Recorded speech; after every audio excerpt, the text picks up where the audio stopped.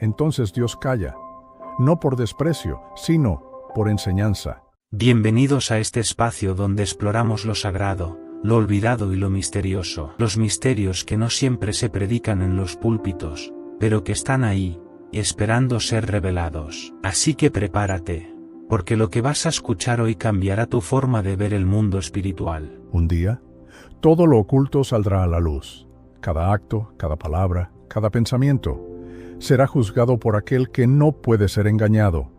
El día del juicio final no es una leyenda, es una promesa divina, y en ese día Dios separará a los justos de los malvados para siempre. Bienvenidos a Dios te ama, donde exploramos las verdades más profundas de las Escrituras y los misterios que muchos prefieren callar. Un espacio donde buscamos respuestas profundas en la palabra de Dios, incluso en los momentos de mayor oscuridad.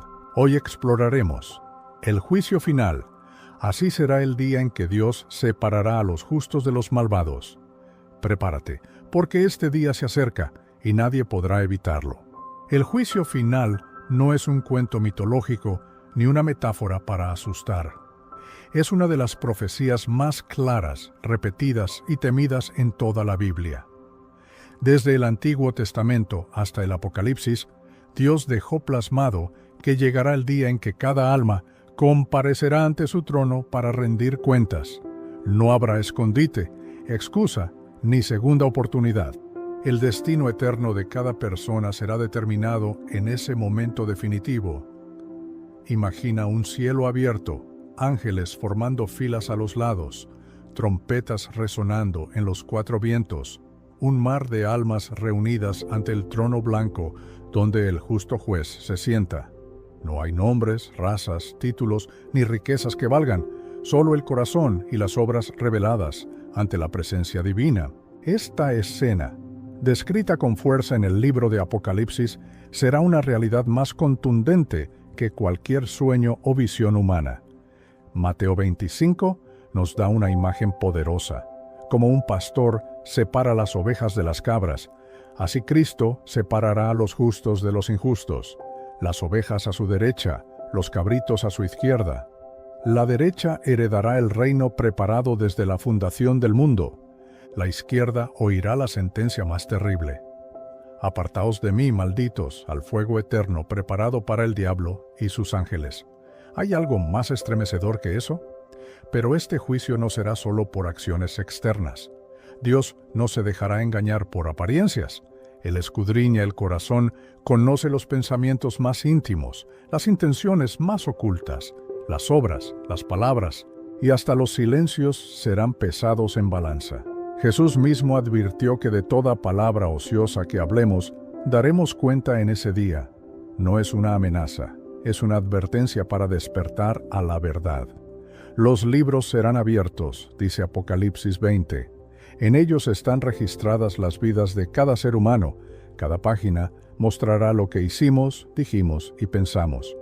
Pero también se menciona otro libro, el libro de la vida. Solo quienes estén inscritos allí escaparán de la condenación eterna. Esa es la clave, haber recibido a Jesús, haber vivido en obediencia a su palabra, haber amado la justicia y rechazado el mal. Muchos se preguntan, ¿por qué un Dios de amor juzgaría con fuego eterno? La respuesta está en su justicia. Un amor sin justicia sería indiferente ante el mal, pero el amor de Dios es santo y no puede convivir con el pecado. Quien rechaza la misericordia de Cristo, elige su destino.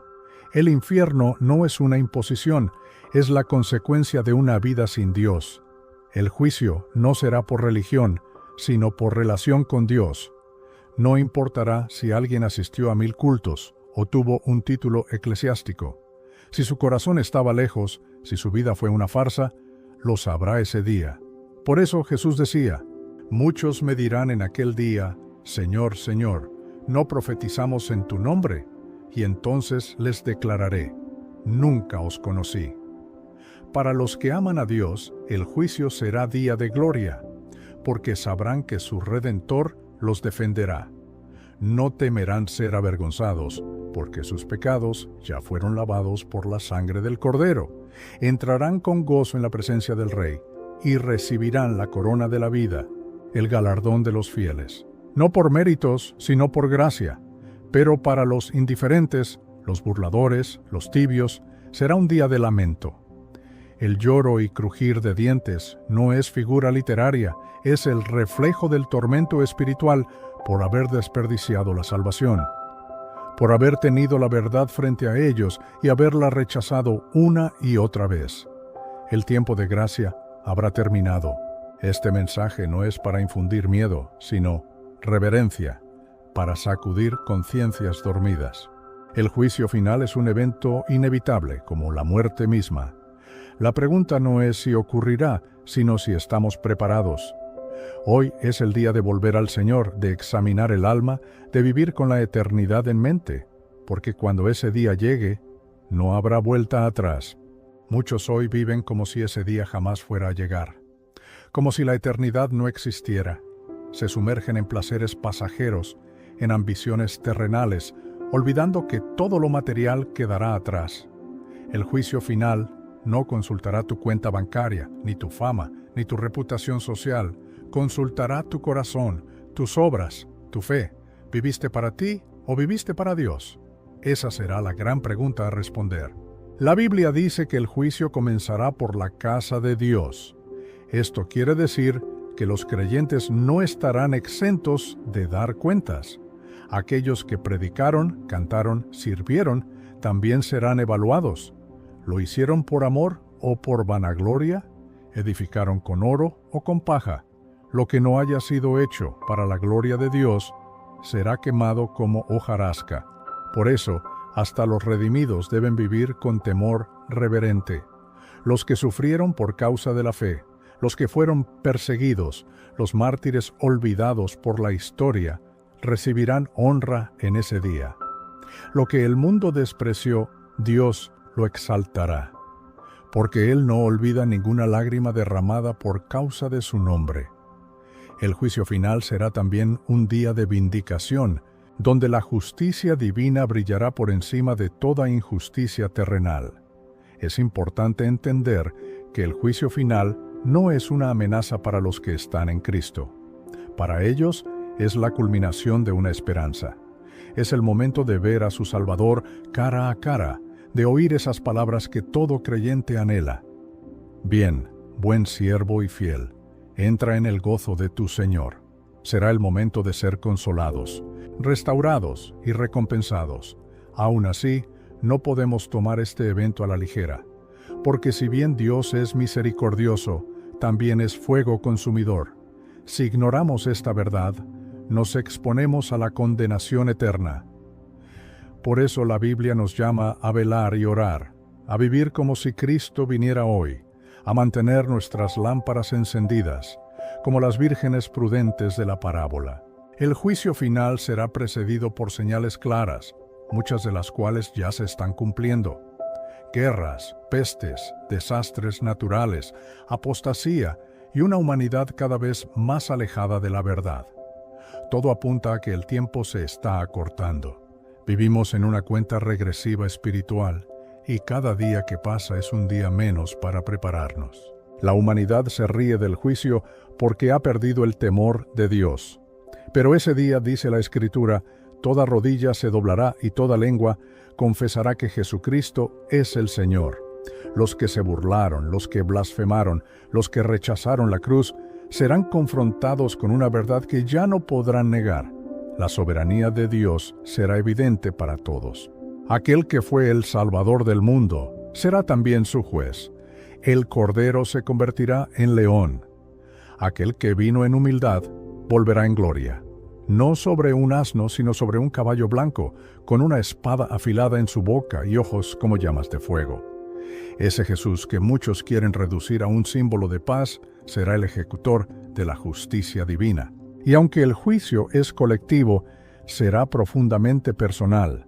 No podrás esconderte detrás de tu iglesia, de tu familia, de tus buenas intenciones. Estarás tú solo ante Dios.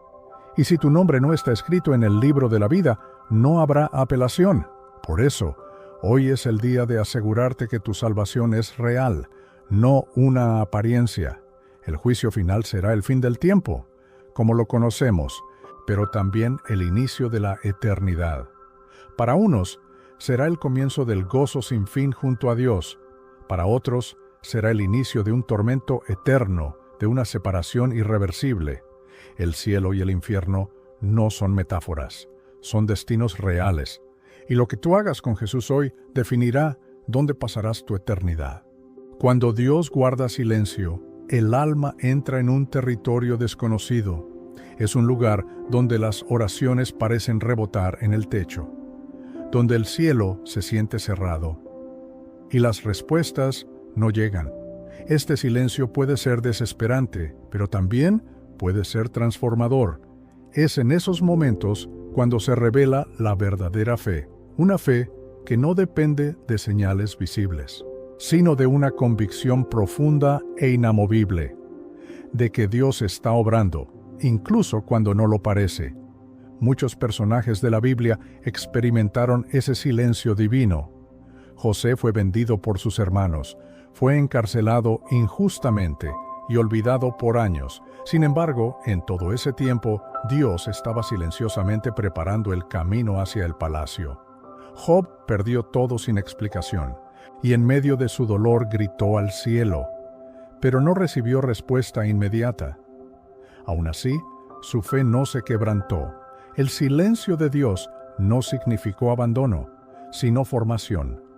El silencio de Dios puede ser una prueba, una manera de moldear nuestro carácter, de despojarnos de nuestra dependencia emocional de las bendiciones y llevarnos a depender solo de su presencia. Es en el silencio cuando aprendemos a caminar por fe, no por vista, cuando no sentimos nada, pero decidimos adorar. Cuando no vemos la mano de Dios, pero confiamos en su corazón, también puede ser un acto de misericordia. A veces Dios guarda silencio porque si nos hablara en ese momento, no estaríamos listos para recibir lo que tiene que decirnos. Otras veces, porque está trabajando en algo más grande de lo que podemos imaginar, y su silencio es el telón que oculta una escena gloriosa que aún no ha sido revelada. Es como una madre que guarda silencio mientras el hijo duerme, sabiendo que no es el momento de hablar. Pero también debemos reconocer que el silencio de Dios puede ser una advertencia. La Biblia dice que cuando el pueblo endurecía su corazón, Dios dejaba de hablar, no porque no pudiera, sino porque ya no querían escuchar. Cuando ignoramos su voz por mucho tiempo, corremos el riesgo de no volver a oírla. El mayor castigo que puede recibir un corazón rebelde es que Dios lo deje solo en su necedad. En ocasiones, el silencio de Dios viene después de un pecado no confesado, no porque Dios nos odie, sino porque desea nuestra restauración, como un padre que guarda silencio con un hijo rebelde, no por indiferencia, sino para provocar reflexión. El silencio puede ser la forma más poderosa de llamarnos al arrepentimiento. Es una pausa que grita, «¡Vuelve a mí!». Hay momentos en que Dios guarda silencio porque está esperando algo de nosotros, obediencia. Ya nos dio instrucciones en su palabra, y no hablará de nuevo hasta que actuemos sobre lo que ya nos dijo. Queremos nuevas revelaciones, pero no obedecemos las que ya tenemos. Entonces Dios calla, no por desprecio, sino por enseñanza. El Salmo 46:10 nos dice, «Estad quietos y conoced que yo soy Dios». En el silencio aprendemos a callar nuestras ansiedades, a detener nuestra prisa, a escuchar con el corazón. A veces el problema no es que Dios no hable, sino que nosotros no escuchamos porque estamos llenos de ruido interno. El silencio de Dios puede ser un llamado a la quietud espiritual. Cristo mismo experimentó el silencio del Padre en la cruz. Dios mío, ¿por qué me has desamparado?», clamó Jesús. No hubo respuesta audible, pero ese silencio no fue rechazo, sino el cumplimiento de un plan eterno de salvación. A través de ese silencio, el cielo se abrió para nosotros. Si Jesús vivió el silencio divino, ¿quiénes somos nosotros para no experimentarlo también? Por eso, cuando Dios guarda silencio, no concluyas que te ha abandonado. Él prometió que nunca nos dejaría ni nos desampararía. Su silencio no es su ausencia. Muchas veces el maestro guarda silencio durante el examen, pero sigue presente, y después de ese tiempo viene la recompensa, porque a quienes esperan en el Señor, Él les renueva las fuerzas. Cuando Dios guarda silencio, nuestros sentidos espirituales se agudizan. Comenzamos a buscar señales en lo cotidiano, a encontrar a Dios en los detalles más pequeños, en el canto de un ave, en el abrazo de un ser querido, en una palabra leída en la Biblia que antes pasaba desapercibida. El silencio de Dios, aunque inquietante, puede ser un canal para percibir su presencia de una manera más pura, sin distracciones, sin adornos. Es entonces cuando descubrimos que Él ha estado allí todo el tiempo. En la vida cristiana hay momentos de avivamiento, donde todo fluye, donde la comunión es constante y evidente, pero también hay valles secos donde el alma siente sed y no encuentra agua. Estos valles no son señal de castigo necesariamente. Muchas veces son parte del proceso divino para hacer crecer nuestras raíces. Un árbol con raíces profundas soporta la sequía, y nuestras raíces se profundizan precisamente cuando la lluvia se ausenta. La espera en el silencio nos enseña disciplina espiritual. Nos obliga a orar con perseverancia, a clamar como el salmista. A ti clamaré, oh Jehová, roca mía, no te desatiendas de mí. Salmo 28:1. El silencio no debe apagar nuestra oración, sino intensificarla. Es en esos momentos donde nace la intercesión profunda, la adoración sin condiciones, la fe que no depende de lo visible.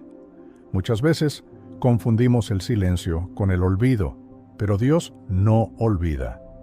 Él tiene en cuenta cada lágrima, cada oración, cada suspiro del alma.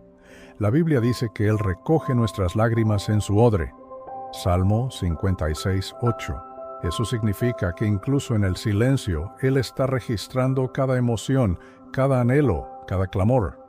Su aparente silencio no es desinterés, es profundidad. En medio del silencio divino también aprendemos empatía, porque cuando pasamos por el valle del silencio, entendemos mejor a los demás que están en sufrimiento. Nos volvemos más compasivos, menos críticos, más humanos. El silencio nos moldea, no solo como creyentes, sino como personas. Nos enseña a escuchar más y hablar menos, a consolar con la mirada, con la presencia, con el silencio que acompaña. El enemigo intentará usar el silencio de Dios como un arma. Susurra dudas. ¿Dónde está tu Dios ahora? Si Él te amara, ya habría respondido. Pero ahí es cuando debemos vestirnos con la armadura de la fe, declarar como Habacuc: aunque la higuera no florezca, con todo, yo me alegraré en Jehová. Habacuc 3:17-18. El silencio puede ser el escenario del ataque del enemigo, pero también es el campo de entrenamiento de los guerreros del reino. En la Biblia, el profeta Elías esperó escuchar la voz de Dios en el viento fuerte, en el terremoto, en el fuego, pero la escuchó en un silbo apacible y delicado. Primero Reyes 19, 11, 12. Esa enseñanza es poderosa. Muchas veces esperamos que Dios nos hable de manera estruendosa, pero Él susurra. Y solo quien está realmente atento, quien silencia su mundo interior, logra escuchar esa voz suave pero poderosa. El silencio de Dios también nos confronta con nosotros mismos. Nos obliga a mirarnos por dentro, a examinar nuestras intenciones, nuestras motivaciones, nuestras debilidades. Es en el silencio donde se cae la fachada, donde el alma queda desnuda ante Dios. Y en esa transparencia comienza una verdadera transformación, porque Dios no obra sobre máscaras, obra sobre corazones sinceros. Aunque parezca contradictorio, el silencio de Dios puede ser una de las formas más íntimas de comunicación, porque requiere confianza total. Es como cuando una madre toma la mano de su hijo sin hablar, pero con ese simple gesto le dice: «Estoy contigo, no temas». El silencio es un lenguaje que solo se comprende con el corazón entrenado en fe. Finalmente, debemos entender que el silencio de Dios nunca es eterno. Siempre llega el momento de la respuesta, de la revelación, de la salida del túnel. Dios no calla para siempre. A su tiempo, Él hablará. Y cuando lo haga, cada segundo de espera cobrará sentido. Las piezas encajarán. Las lágrimas serán transformadas en gozo. El alma encontrará reposo. Y entonces entenderemos que el silencio fue parte de una sinfonía divina más grande de lo que podíamos imaginar. En los tiempos de silencio divino, aprendemos a caminar por fe y no por vista.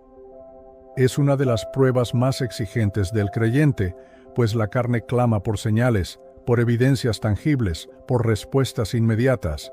Pero Dios, en su soberanía, nos lleva a confiar en lo que no vemos, a descansar en sus promesas, aunque el panorama aparente lo contrario. Esta es la esencia de la verdadera fe. Creer incluso cuando no sentimos nada, cuando todo parece oscuro, cuando el cielo parece cerrado. Cuando el alma es procesada en el fuego del silencio, se eliminan las impurezas de la duda, el orgullo, la dependencia emocional. Nos volvemos más puros, más humildes, más dependientes de Dios. No hay lugar para el ego cuando se atraviesa una temporada donde solo el susurro del Espíritu Santo sostiene al creyente. El silencio nos vacía de nosotros mismos para llenarnos de Dios. No es un castigo, es un acto de misericordia para moldearnos con amor eterno. En muchas ocasiones, Dios guarda silencio para que valoremos más su voz cuando vuelva a hablar. Como cuando un padre deja de repetir una enseñanza para ver si el hijo ha aprendido. No porque haya dejado de amar, sino porque desea que lo interioricemos. Y cuando finalmente habla otra vez, su voz penetra hasta lo más profundo del alma, como un bálsamo, como una espada de doble filo, como un río que refresca la tierra seca. El silencio puede parecer una pausa, pero en realidad es una obra en progreso. Mientras nosotros sentimos que no pasa nada, Dios está moviendo piezas invisibles, obrando en lo espiritual, preparando corazones, cerrando puertas que nos harían daño, abriendo caminos que aún no podemos ver. La historia de José es ejemplo de ello. Años de silencio, traición y prisión, pero en ese aparente abandono, Dios estaba diseñando una posición de honra y salvación para muchos. En el silencio se forjan los grandes llamados. Moisés pasó 40 años en el desierto antes de escuchar nuevamente la voz de Dios en la zarza ardiente. David fue ungido rey, pero debió vivir años huyendo en cuevas antes de sentarse en el trono. El mismo Jesús pasó 30 años en silencio antes de manifestarse públicamente. El silencio, entonces, es la incubadora del propósito. No es tiempo perdido, es preparación. Hay silencios que protegen. Si Dios te hablara antes de tiempo, podrías precipitarte. Si respondiera a tus oraciones sin haberte formado, podrías dañar lo que Él te quiere entregar. Su silencio, entonces, es una cerca de amor que evita que tomes caminos prematuros o destructivos. Es como el agricultor que espera el tiempo exacto para cosechar, sabiendo que si lo hace antes, el fruto será inmaduro. A veces, el silencio de Dios es también una invitación a cambiar la pregunta. En vez de ¿por qué, Señor?, podemos comenzar a decir ¿para qué, Señor? Y ese cambio de enfoque transforma nuestra perspectiva. Ya no vemos el silencio como castigo, sino como una escuela celestial. Dejamos de verlo como una cárcel y lo comenzamos a ver como un taller donde el alfarero trabaja con delicadeza en nuestra vasija.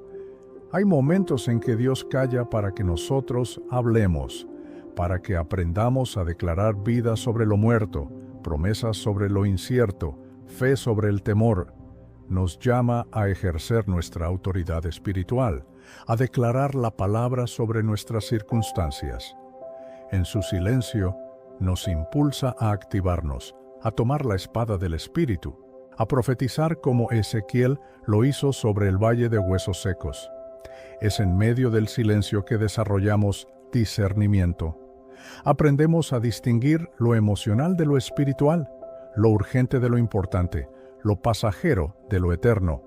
El creyente que atraviesa el silencio y permanece fiel, emerge con una sabiduría que no se adquiere en libros ni sermones, sino en la escuela del Espíritu.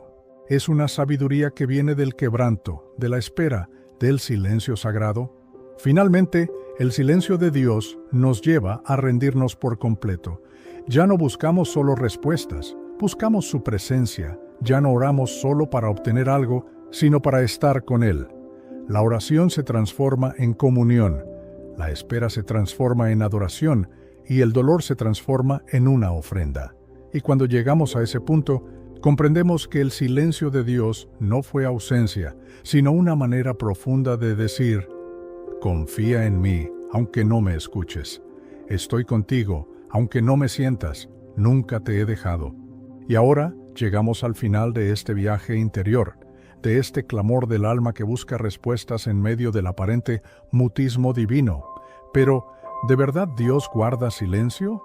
¿O acaso somos nosotros quienes no hemos afinado el oído espiritual para escuchar lo que no se pronuncia con palabras? Porque cuando Dios guarda silencio, Él no se ha ido. Cuando el cielo parece cerrado, Él sigue trabajando en lo invisible. Cuando las lágrimas inundan el rostro en las noches solitarias, Él está recogiendo cada una en su odre celestial, porque su amor no depende de tus emociones, ni su fidelidad de tus percepciones. Él es Dios eterno, inmutable, lleno de gracia, y muchas veces obra más poderosamente en el silencio que en el estruendo. Muchos se han rendido en medio del silencio, han confundido la prueba con el castigo, el proceso con el rechazo. Pero Dios nunca abandona a los suyos, jamás. Su promesa permanece: aunque pases por el fuego, no te quemarás. Aunque camines por las aguas, no te ahogarás, porque yo estaré contigo. Isaías 43:2. Y si Él lo dijo, es verdad, aunque no lo veas aún, aunque la respuesta no haya llegado, aunque el milagro parezca tardar. Él está contigo en el proceso. Es en ese silencio donde se forjan los profetas, los adoradores verdaderos, los guerreros del reino. Porque cualquiera puede adorar cuando todo va bien, pero solo los íntimos de Dios lo adoran cuando no escuchan nada, cuando todo tiembla, cuando el cielo parece de bronce. Son ellos los que, como Job, se levantan entre las cenizas y declaran: aunque Él me mate, en Él esperaré. Si estás pasando por un silencio divino, no te rindas. No dejes que el enemigo te convenza de que Dios te ha abandonado. No retrocedas, no tires la toalla, porque quizás, justo en ese momento de silencio, Dios está escribiendo tu mayor testimonio. Tal vez estás a un paso de la respuesta, de la sanidad, del milagro, del cumplimiento. No te bajes del altar. Sigue adorando. Sigue creyendo, sigue esperando. Recuerda, Jesús mismo vivió ese silencio en la cruz. Dios mío, ¿por qué me has desamparado?, gritó en el Gólgota, Mateo 27:46. Pero ese aparente abandono fue el preludio de la victoria más grande, la resurrección.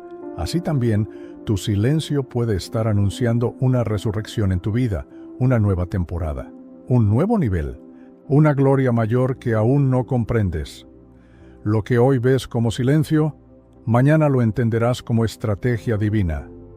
Lo que hoy duele, mañana te fortalecerá. Lo que hoy parece un vacío, mañana será el testimonio que cambiará vidas. Porque el silencio de Dios no es su ausencia, es su presencia encubierta, es su sabiduría trabajando en lo eterno, es su amor formándote para cosas mayores. Así que alza tu rostro, seca tus lágrimas y declara con fe: Dios está en control, aunque guarde silencio. Yo le pertenezco, Él me ama y no me dejará solo ni un instante. Porque el Dios que a veces calla es el mismo que luego hablará con poder, abrirá puertas, sanará heridas y restaurará todo lo que parecía perdido. Y cuando Él hable, lo hará con gloria, lo hará con justicia, lo hará con amor. Y entonces entenderás que su silencio fue parte del plan para llevarte a tu destino eterno. No temas el silencio, porque después del silencio Viene el estruendo de la gloria. El que tenga oídos para oír, oiga lo que el Espíritu dice. Apocalipsis 2:7. Así que si te gustó este vídeo, si aprendiste algo nuevo o si te quedaste con ganas de más, suscríbete, activa la campanita y déjame un comentario diciendo, quiero más secretos del cielo, porque este es solo el comienzo.